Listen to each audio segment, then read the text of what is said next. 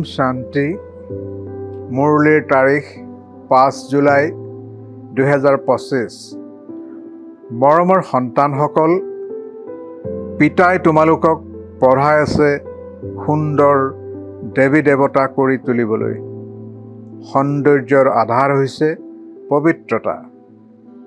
প্ৰশ্ন: আত্মিক পন্থীশিখা অৰ্থাৎ শিৱ বাবাৰ প্ৰতি যিবোৰ ছগা পোক অৰ্থাৎ আত্মা উৎসৰ্গিত হৈ যাব, তেওঁলোকৰ লক্ষণ কি হ'ব? উত্তৰ: উৎসৰ্গিত হোৱা ছগা পোক অৰ্থাৎ আত্মাসকলে এক বন্তিশিখা অৰ্থাৎ শিৱ বাবা যি হয়, যেনেকুৱা হয় সেয়া যথাৰ্থ ৰূপত জানে আৰু স্মৰণ কৰে। 2. উৎসৰ্গিত হোৱা মানে হৈছে পিতাৰ সমান হোৱা। 3. উৎসৰ্গিত হোৱা মানে হৈছে পিতাতকৈও উচ্চ বাদশাহীৰ অধিকাৰী হৈ যোৱা। গীত: महफिल में जल उठी क्षमा, ৰংগসভাত জ্বলি উঠিল বন্তিশিখা। ধাৰণাৰ বাবে মুখ্য সাৰ। 1 নম্বৰ, এই অন্তিম পুৰুষাৰ্থী শৰীৰ বহুত মূল্যৱান। ইয়াৰ দ্বাৰা বহুত উপাৰ্জন কৰিব লাগে। বেহদৰ পিতাৰ সৈতে খাই বৈ সৰ্বসম্বন্ধৰ অনুভূতি কৰিব লাগে।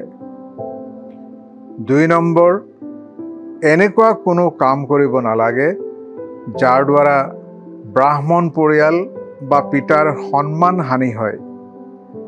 আত্ম অভিমানী হৈ সম্পূৰ্ণ পবিত্ৰ হ'ব লাগে।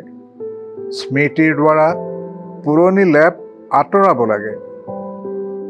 বৰদান: শুনাৰ লগতে তাৰ স্বৰূপ হৈ মনৰ মনোৰঞ্জনৰ দ্বাৰা সদায় শক্তিশালী আত্মা হোৱা। নিতৌ মনত নিজৰ প্ৰতি বা অন্যৰ প্ৰতি উৎসাহ উদ্দীপনাৰ সংকল্প আনা। নিজেও সেই সংকল্পৰ স্বৰূপ হোৱা আৰু আনৰ সেৱাটো প্ৰয়োগ কৰা। তেতিয়া নিজৰ জীৱনো সদা কালৰ বাবে উৎসাহ ভৰা হৈ যাব আৰু আনকো উৎসাহ দিওঁতা হ'ব পাৰিবা। যেনেকৈ মনোৰঞ্জনৰ অনুষ্ঠান পতা হয়, তেনেকৈ নিতৌ মনৰ মনোৰঞ্জনৰ অনুষ্ঠান পাতা, যি শুনা তাৰ স্বৰূপ হোৱা। তেতিয়া শক্তিশালী হৈ যাবা। শ্লোগান: আনক পৰিৱৰ্তন কৰাৰ আগতে নিজক পৰিৱৰ্তন কৰি লোৱা। এয়াই বুদ্ধিমত্তা। ওম শান্তি। অব্যক্ত সংকেত: সংকল্প শক্তি জমা কৰি শ্ৰেষ্ঠ সেৱাৰ নিমিত্ত হোৱা। সকলোতকৈ তীব্ৰ গতিৰ সেৱাৰ সাধন হৈছে শুভ আৰু শ্ৰেষ্ঠ সংকল্পৰ শক্তি। যেনেকৈ পিতা ব্ৰহ্মাই শ্ৰেষ্ঠ সংকল্পৰ বিধিৰে সেৱাৰ বৃদ্ধিত সদায় সহযোগী হ'ল, বিধি তীব্ৰ হ'লে বুদ্ধিও তীব্ৰ হয়।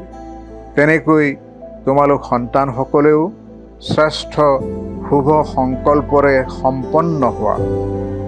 ওম শান্তি।